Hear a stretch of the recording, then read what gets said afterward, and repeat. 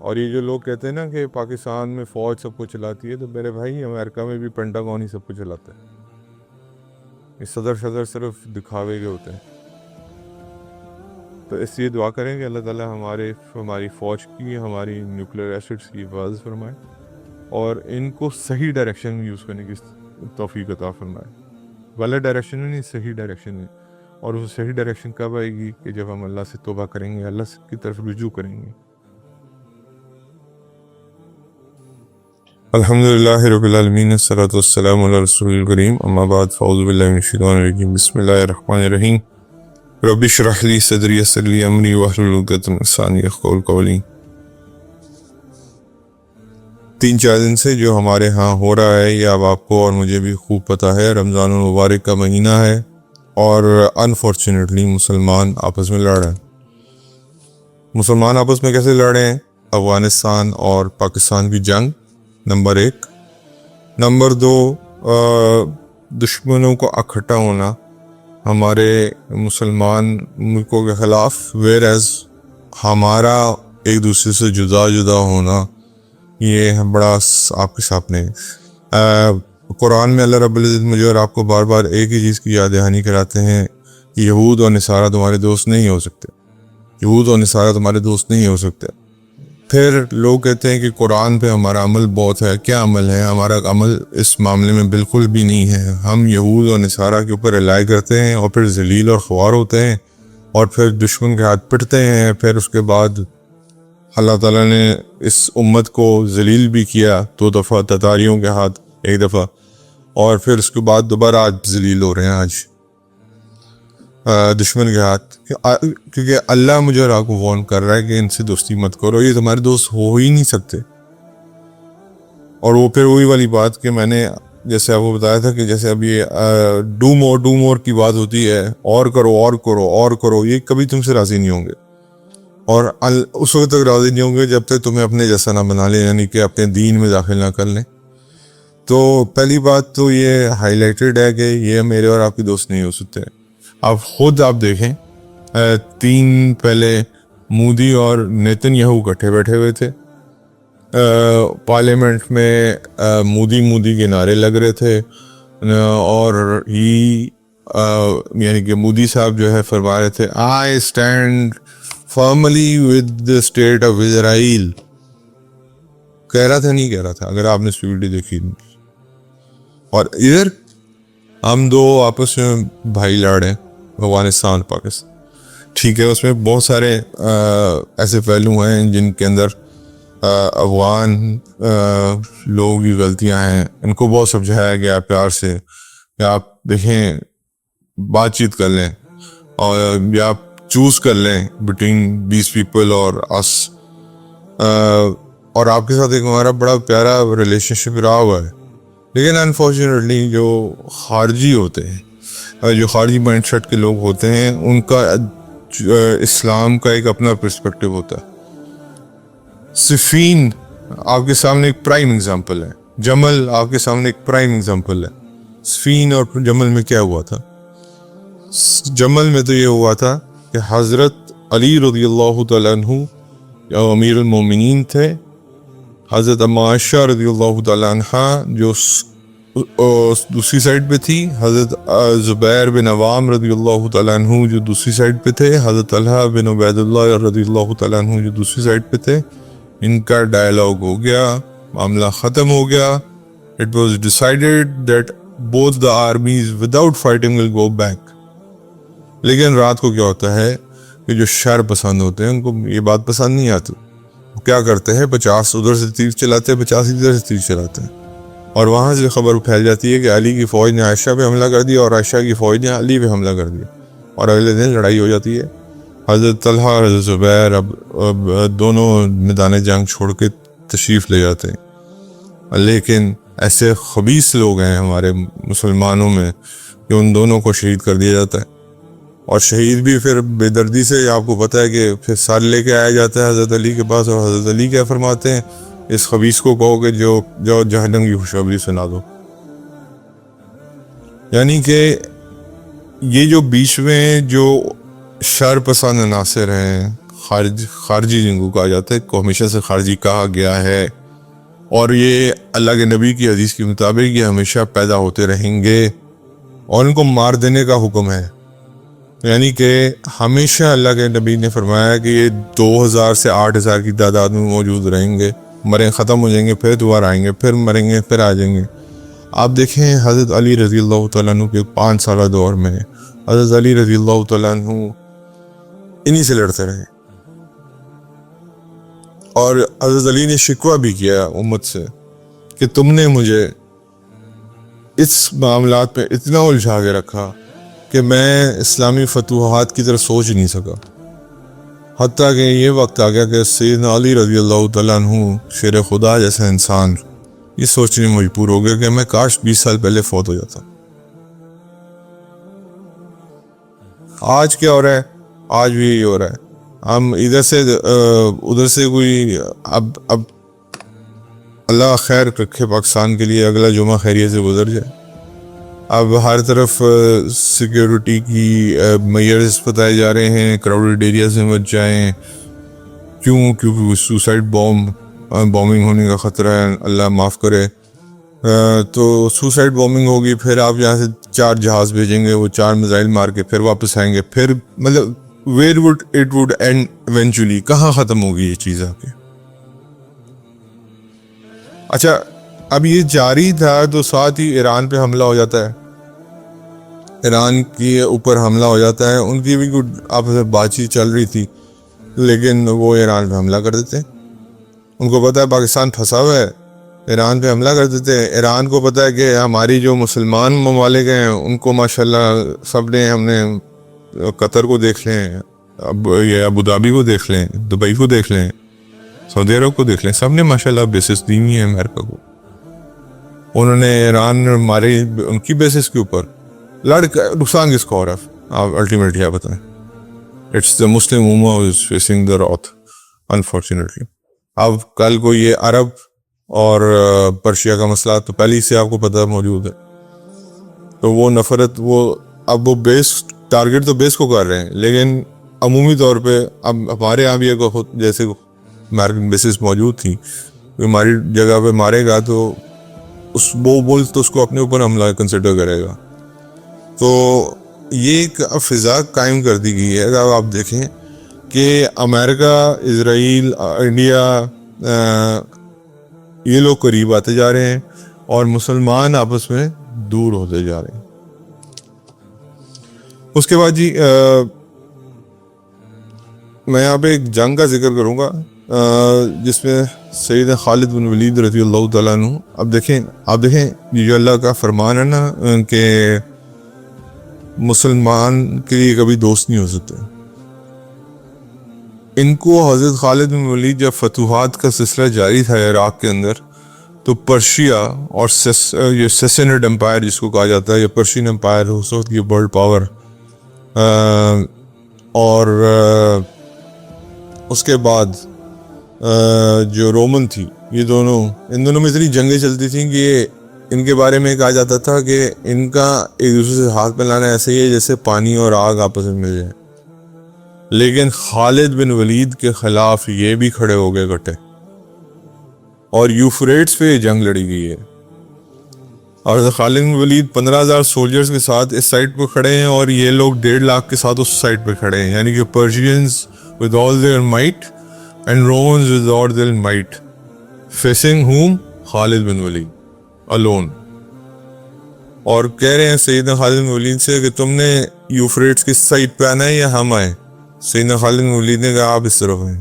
اب وہ یہی چاہتے تھے کہ حضرت خالد بن ولید یہی کریں، لیکن حضرت خالد بن ولید کی ملٹری جینیس ٹیکٹکس یہ تھی، یہ ان کی بیک پہ سمندر ہے، یہ بھاگ نہیں سکیں گے اگر ہم نے حملہ کیا تو. اور یہ فوج جو 15,000 کی مسلمانوں کی تھی نا، یہ کوئی تازہ فوج نہیں تھی، یہ پچھلے 1 سال سے جہاد جاری رکھی ہوئی تھی. اور اندازہ کریں، اور حضرت خالد بن ولید کی ٹیکٹکس، اب میں وار ٹیکٹکس کے اندر نہیں جا رہا، لیکن میں آپ کو صرف یہ بتا دوں کہ حضرت خالد بن ولید نے جب ان کو کھٹا کیا، حضرت خالد بن ولید نے ایک سیمی سرکولر وہ بنائی اور ان کو کرٹیل کرنے کے لیے. اور یہ کیونکہ اکٹھے تھے اور 1.5 لاکھ تھے تو یہ آپس میں جب لڑنا شروع ہوئے تو یہ آپس میں ایک دوسرے کے اندر جیسے بھگدڑ نہیں مچاتی, مطلب کہ تلوار چلانے کے لیے بھی اوپن سپیس نہیں بچی. خالد بن ولید نے اپنی ملٹری جینس کو استعمال کر کے ایسا ایسا ان کو اب پیچھے بھاگنے کی جگہ بھی نہیں ہے. خالد بن ولید رضی اللہ تعالیٰ نے اپنے پیچھے ڈیزرٹ رکھا ہوا تھا کہ اگر ہمیں ریٹریٹ کرنا بھی پڑا, ٹیکٹیکل ریٹریٹ, یہ بھاگنا نہیں, ریٹریٹ, یعنی کہ ٹیکنیکلی اگر ہمیں تھوڑا سا پیچھے آنا بھی پڑا تو ہمارے پیچھے تو ڈیزرٹ ہے, ان کے پیچھے کیا ہے, دریا ہے, مریں گے اس میں جا کے. اور پھر وہی ہوا کہ جب مسلمانوں نے ان پہ تابڑ توڑ حملے کیے ہیں, پیچھے گئے تو اس کے اندر ورک ہوئے, یوفریٹس خون سے بھرا.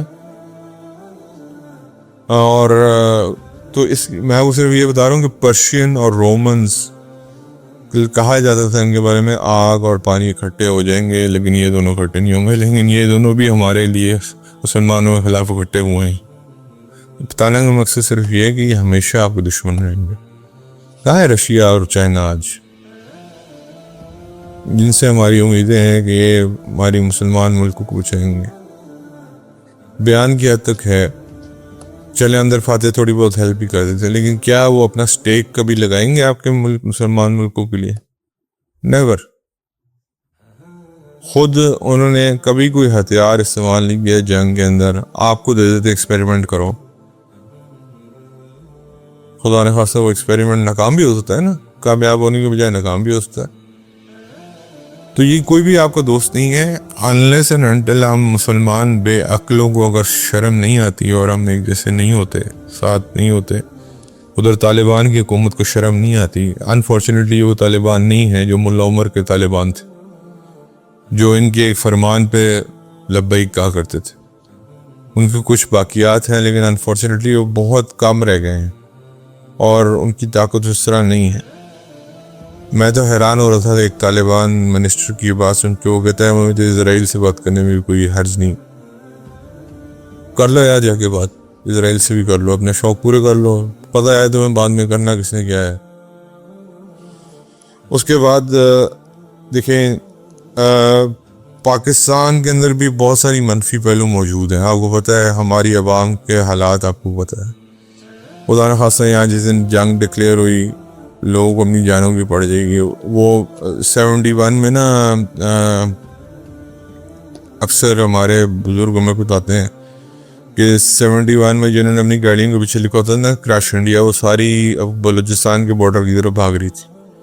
یعنی کہ بول دینا تو آسان ہے لیکن جب جنگ سر پہ منڈلاتی ہے نا تو انسان کو لگ سمجھ آتی ہے.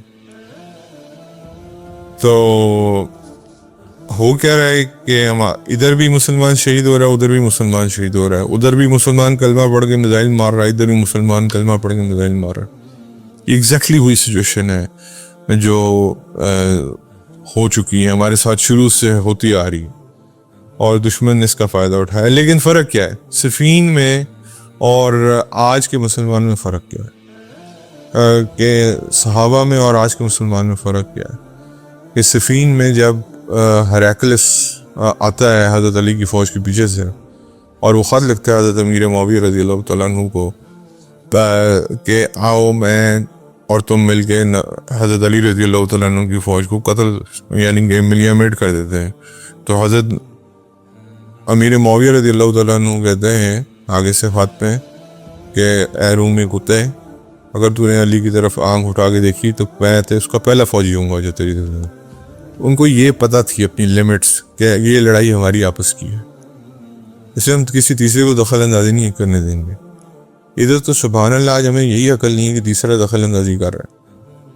یعنی کہ رومن ایمپرر کو یہ میسج چلا گیا کہ بھائی ان کو ہم آپس میں نہیں لڑا سکتے, تو ویسے لڑ لیں گے. اور کیا ہو رہا ہے, مسلمان کی اپنی مائٹ ویک ہو رہی ہے. اب پاکستان کے پاس اتنی فائنینشیل اسٹرینتھ ہے کہ وہ جنگیں لڑے.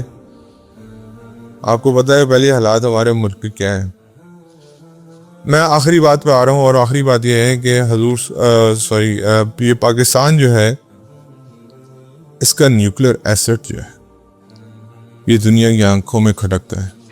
آپ کہیں جو مرضی کہیں, یہ ایک جو اسلامک بوم کی ٹرم استعمال ہوئی تھی بھٹو کی طرف سے, اللہ تعالیٰ ان کی بخشش فرمائے. جس انسان نے بھی اس میں حصہ ڈالا اللہ اس کی بخشش فرمائے.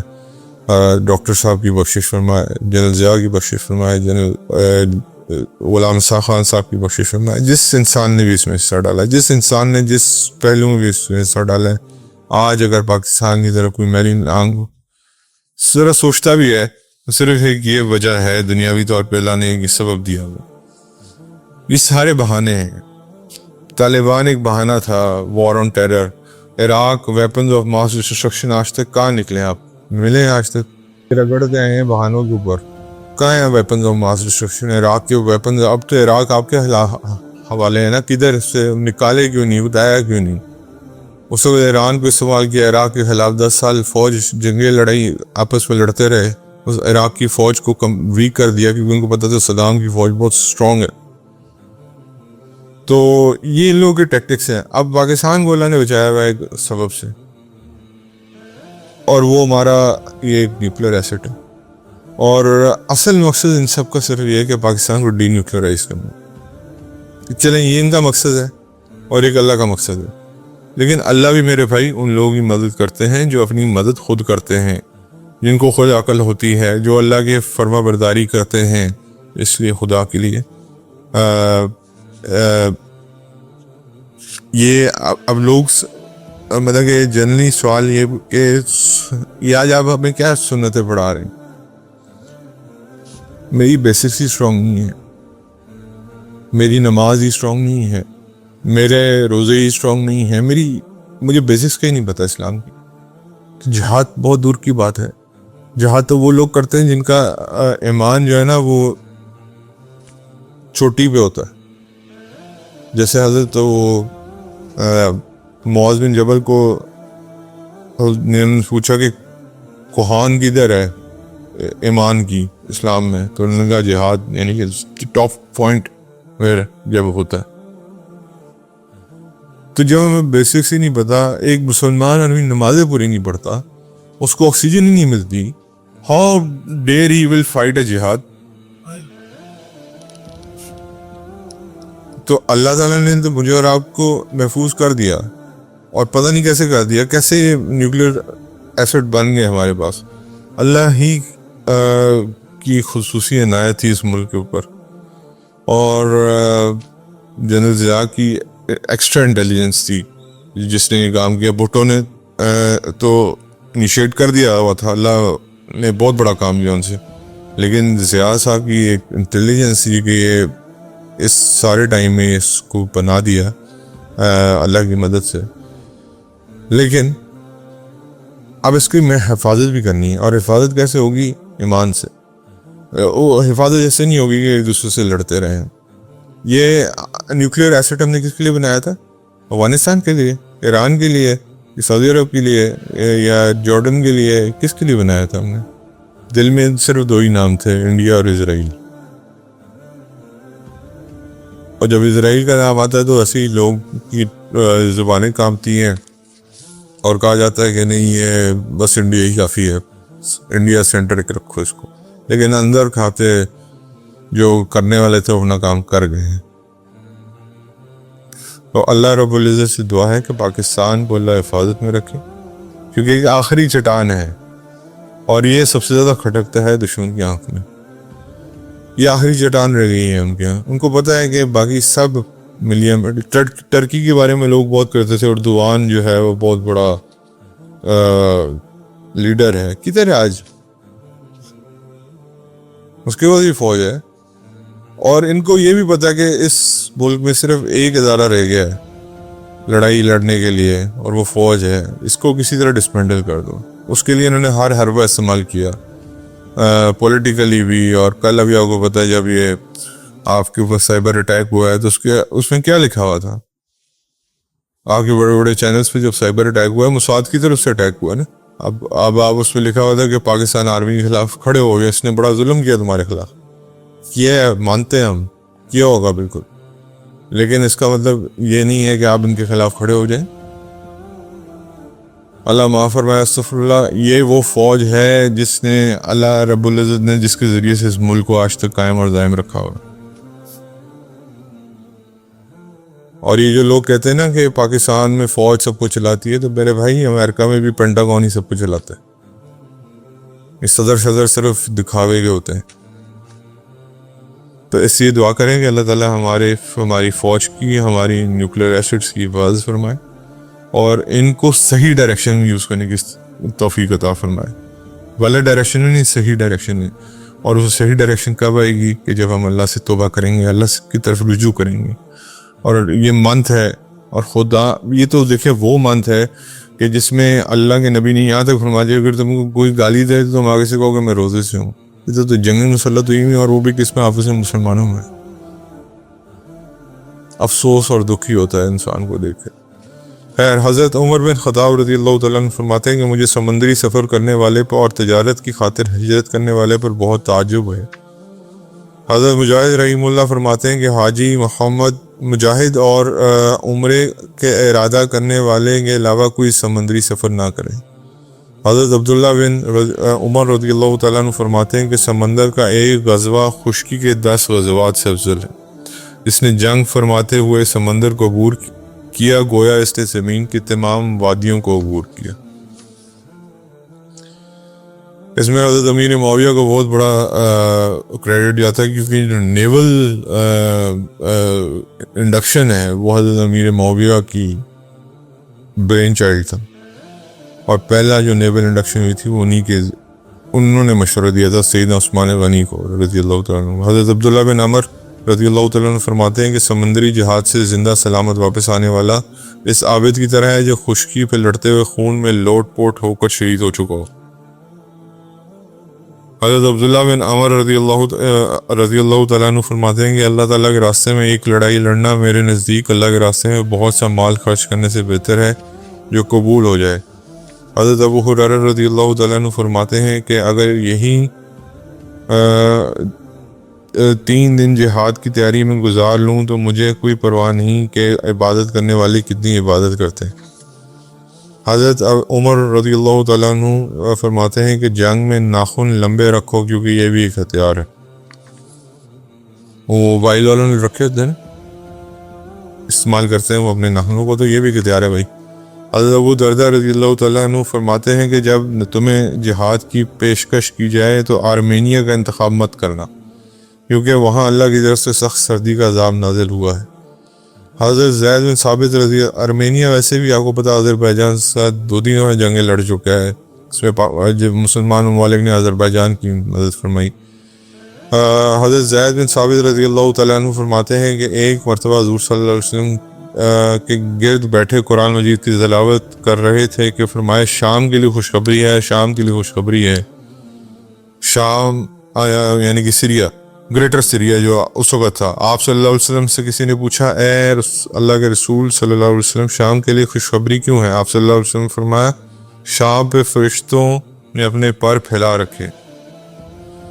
حضرت ابو ظاہریہ رضی اللہ تعالیٰ عنہ سے روایت ہے کہ رسول اللہ صلی اللہ علیہ وسلم نے ارشاد فرمایا کہ جنگوں کے زمانے میں مسلمانوں کا ٹھکانہ دمشق یعنی کہ شام کا کیپٹل، دجال کے مقابلے میں ان کا ٹھکانہ بیت المقدس، اور ماجوج کے مقابلے میں ان کا ٹھکانہ بیت الطور ہوگا یعنی کہ کوہ طور ہوگا، پیلسٹائن والا. حضرت عبداللہ بن عمر رضی اللہ تعالیٰ عنہ سے روایت ہے کہ رسول اللہ صلی اللہ علیہ وسلم نے ارشاد فرمایا جس شخص کا اللہ کے راستے میں سر درد ہوا ہو اللہ تعالیٰ اس کی گزشتہ سارے گناہوں کو معاف فرما دیتا ہے. اللہ کے راستے میں نکلا اور سر درد ہو تو اللہ سارے معاف فرما دیتے ہیں گناہ سے. حضرت ابو امامہ باہلی رحمہ اللہ فرماتے ہیں کہ کچھ قوموں کو بہت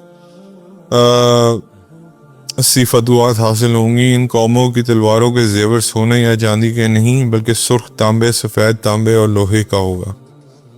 حضرت یزید بن عبداللہ رحمہ اللہ اور صفوان بن سلیم رحمہ اللہ فرماتے ہیں کہ جو شخص جہاد کے لیے سفر کرتا ہوا انتقال کر گیا اس نے شہادت کا درجہ پا لیا. حضرت مکحول سے روایت ہے کہ رسول اللہ صلی اللہ علیہ وسلم نے فرمایا رباط سرحدوں کی حفاظت کی ذمہ داری 40 دن کی ہوتی ہے، یعنی 40 دن کے بعد آپ روٹیشن کر سکتے ہیں. حضرت سلمان رضی اللہ تعالیٰ عنہ سے روایت ہے کہ رسول اللہ صلی اللہ علیہ وسلم نے ارشاد فرمایا کہ اللہ کے راستے میں ایک دن جہاد کی تیاری گزارنا 1 مہینے کے روزے اور 1 مہینے کے عبادت سے بہتر ہے. جس شخص کا انتقال جہاد کی تیاری میں ہوا اس کی قبر اس کو عذاب قبر سے بچایا جائے گا، اس کے لیے نیک اعمال اور ثواب قیامت تک جاری رہیں گے۔ حضرت عبداللہ رضی اللہ تعالیٰ عنہ فرماتے ہیں کہ جو لوگ سمندر میں غرق ہو جاتے ہیں یا پہاڑوں سے گر جاتے ہیں یا جانور انہیں کھا جاتے ہیں، یہ سب لوگ قیامت کے دن اللہ کے نزدیک شہداء شمار کیے جائیں گے۔ حضرت صفوان بن امیہ فرماتے ہیں کہ طاعون شہادت ہے، ڈوبنا شہادت ہے، پیٹ کی بیماری سے اور عورت کا بچہ جنم دینے سے مرنا شہادت ہے۔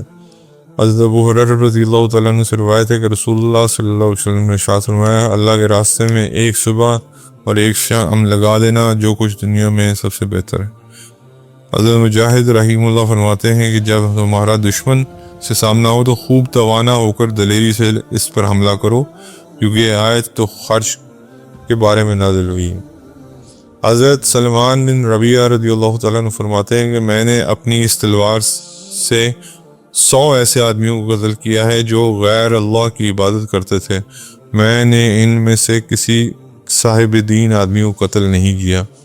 یہ وہی بات ہے کہ مسلمان کو کسی کو قتل نہیں کیا۔ حضرت خالد بن ولید رضی اللہ تعالیٰ عنہ فرماتے ہیں کہ اللہ کے راستے میں زیادہ جہاد کرنے والے کی وجہ سے میں بہت سا قرآن نہیں سیکھ سکا، یہ سارا ٹائم جہاد میں رہے، قرآن سیکھنے کا ٹائم نہیں مل سکا۔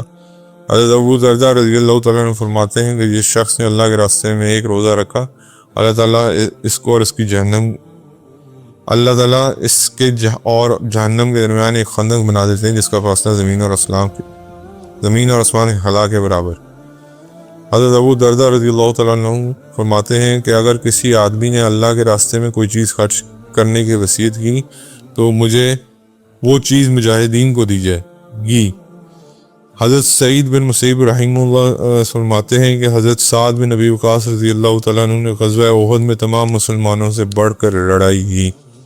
حضرت عبداللہ بن زبیر رضی اللہ تعالیٰ عنہ فرماتے ہیں کہ میرے بنو مرہ کی رضائی والد نے مجھے بتایا کہ انہوں نے جنگ میں موتا میں حضرت جعفر رضی اللہ تعالیٰ عنہ کو دیکھا، وہ اپنے شکرائے گھوڑے سے اترے، اس کی کونچیں کاٹی اور لہراتے ہوئے شہید ہو گئے۔ حضرت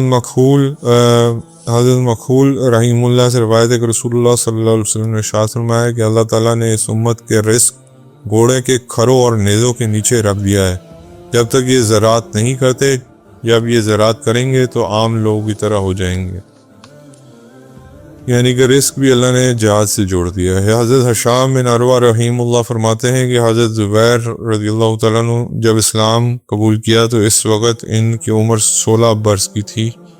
وہ حضور صلی اللہ علیہ وسلم کے ساتھ ہر غزوہ میں شریک رہے اور 60 سال سے کچھ زائد کی عمر تھی جب انہیں شہید کیا گیا۔ حضرت مسروق رحمہ اللہ فرماتے ہیں کہ کسی مسلمان کے لیے دعا قبولیت کا سب سے زیادہ اہم مقام وہ ہوتا ہے جب وہ اللہ کے راستے میں ہو، یا جب اس نے اپنے چہرے کو سجدے کی حالت میں مٹی پر رکھا ہوا ہو۔ حضرت ابو ہریرہ رضی اللہ تعالیٰ عنہ سے روایت ہے کہ رسول اللہ صلی اللہ علیہ وسلم نے ارشاد فرمایا کہ ایمان اور بخل ایک مسلمان کے دل میں جمع نہیں ہو سکتے، اور اللہ کے راستے کا غبار اور جہنم کا دھواں ایک مسلمان میں جمع نہیں ہو سکتا۔ حضرت مسروق رحمہ اللہ فرماتے ہیں کہ طاعون، پیٹ کی بیماری، حمل، غرق یعنی کہ پانی میں غرق ہونا، ان کو پہنچنے والی ہر تکلیف شہادت کا سبب ہے۔ حضرت عبداللہ بن عمر رضی اللہ تعالیٰ عنہ فرماتے ہیں کہ لوگوں پر یہ زمانہ آئے گا کہ ہر مومن شام چلا جائے گا، یعنی کہ سیریا کو مائیگریٹ کر جائے گا۔ حضرت خالد بن ولید فرماتے ہیں کہ جنگ موتا میں تلواریں میرے ہاتھ سے ٹوٹیں، صرف ایک یمنی تلوار باقی رہی جس نے میرا ساتھ دیا، 9 تلواریں ٹوٹی تھیں، ہم کو پتہ ہے۔ حضرت ابن موقل رحمہ اللہ فرماتے ہیں کہ حضرت عبداللہ بن سلام رضی اللہ تعالیٰ عنہ کے بیٹے نے جہاد کے لیے جانے کا ارادہ کیا تو حضرت عبداللہ بن سلام رضی اللہ تعالیٰ عنہ نے فرمایا، بیٹا ابھی نہ جاؤ، شام سے ایک جنگ آنے والی ہے جو ہر مسلمان کو اپنے زد میں لے گی، یعنی کہ سیریا سے ایک جنگ آنے والی۔ حضرت عبداللہ بن شداد فرماتے ہیں جب حضرت سعد بن معاذ رضی اللہ تعالیٰ عنہ حالت نزا میں تھے تو حضور صلی اللہ علیہ وسلم نے انہیں فرمایا، ہے قوم کے سردار، اللہ تجھے بہترین بدلہ عطا فرمایا، تو نے اللہ سے جو وعدہ کیا تھا اسے سچا کیا کر دکھایا، اور اللہ نے تجھ سے جو وعدہ کیا ہے وہ اللہ اس سے سچا کر دکھائے گا۔ حضرت سعد بن معاذ کو پتہ ہے، بہت بڑے صحابی تھے۔ حضرت ابو زبیان رحمہ اللہ فرماتے ہیں حضرت ابو ایوب رضی اللہ تعالیٰ عنہ سرزمینی روم میں جہاد کے لیے گئے، وہیں بیمار ہو گئے۔ انہوں نے فرمایا کہ جب میں مر جاؤں تو تمہارا دشمن سے سامنا ہو تو مجھے اپنے پاؤں کے نیچے دفن کر دینا، یعنی کہ قریب ترین جگہ پہ جا کے دفن کرنا۔ حضرت ابو عبد الرحمن سلمی رحمہ اللہ فرماتے ہیں کہ اللہ تعالیٰ کے راستے میں جہاد کرنے والا ایک بیٹا میرے نزدیک 1,00,000 بیٹوں سے بہتر ہے۔ حضرت ابن عباس رضی اللہ تعالیٰ عنہ فرماتے ہیں کہ میں نے حضرت کعب رضی اللہ تعالیٰ عنہ سے جنت المأوا کے بارے میں سوال کیا تو انہوں نے کہا یہ جنت جس میں سبز پرندے ہیں ان کی شہداء کی روحیں ہوں گی۔ حضرت بنت فاطق اسدی رضی اللہ تعالیٰ عنہ سے روایت ہے کہ رسول اللہ صلی اللہ علیہ وسلم نے ارشاد فرمایا کہ جس شخص نے اللہ کے راستے میں 1 درہم خرچ کیا اسے 700 گنا اجر عطا کر دیا جاتا ہے۔ حضرت عبداللہ بن سلام رضی اللہ تعالیٰ عنہ فرماتے ہیں کہ اگر لڑائی کا وقت آ جائے اور مجھ میں اٹھنے کی طاقت نہ ہو تو مجھے اٹھا کر صفوں میں کھڑا کر دینا۔ حضرت خالد بن ولید رضی اللہ تعالیٰ عنہ فرماتے ہیں خدا کی قسم میں نہیں جانتا کہ میں کس دن سے زیادہ محبت کرتا ہوں، اس دن سے جس دن اللہ مجھے شہادت عطا فرمائے یا اس دن سے جس دن مجھے کوئی بڑا اعزاز دیا جائے۔ اللہ ہم سب کو عمل کی توفیق عطا فرمائے۔ جزاکم اللہ خیر۔